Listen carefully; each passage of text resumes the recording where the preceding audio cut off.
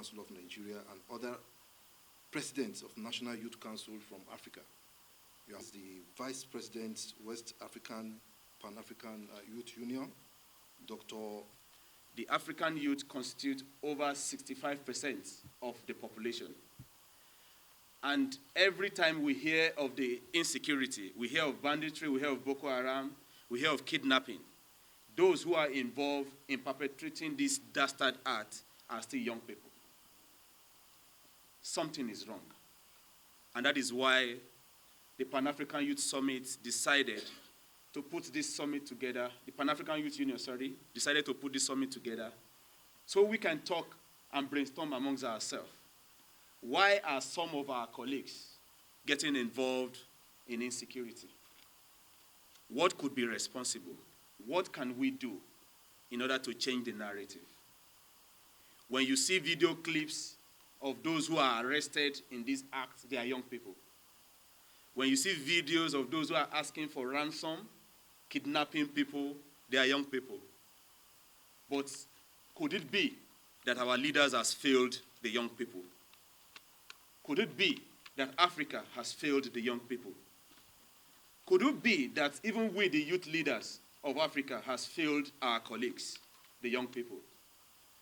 Could it be that the environment has become so toxic that even the young people find succor in criminality? But let's ask ourselves, is the failure of the leaders an excuse for us as young leaders of Africa to watch our colleagues get involved and destroy Africa, destroy our country? If the leaders has failed us, we, the African youth leaders, cannot afford to fail the upcoming generation. Hence, this summit is for us to challenge ourselves, even as we go back to our various countries, to also convey a similar summit of young people in our respective countries, thereby becoming the ambassadors of our respective countries in our localities, in order for us to collectively, with the security apparatus, fight the insecurity to a lasting end. But for Nigeria, I must appreciate the presence of the uniform organizations, and they are specially invited because the intention was to have the security, the men and women in charge of security in Nigeria to know the value of men in uniform. These young people who has committed themselves without being on salary or any budget of the national of Nigeria are taking risk even to combat criminalities.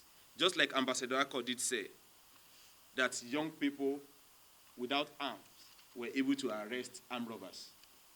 Imagine if they are fully engaged, if they are consulted, if they are brought on board. I think we can do more than what we are getting now. But finally, even as we finish the first session, we'll have a group photograph, we'll have a tea break, and we'll come for the main discussion, where this Chief Executive Officer of Ghana Youth Authority will be taking us through a paper presentation, and various youth leaders here will be having a panel discussion.